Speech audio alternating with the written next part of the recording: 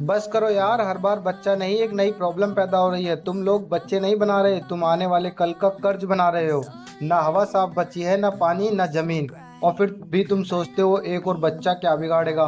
तुम्हारी यही सोच इस धरती की कब्र खोद रही है। हम तो झेल ही रहे हैं, पर अब अगली नस्ल भी बोल रही है। लानत है उस सोच पर जो बिना सोचे बच्चे पैदा कर रहे हैं। बच्चा पैदा करना कोई अचीवमेंट नहीं है जब दुनिया पहले ही दम तोड़ रही है। तो सुन लो, जो आज और बच्चे पैदा कर रहे हैं, कल वही अपने बच्चे की नजरों में गुनाहगार कहलाएंगे।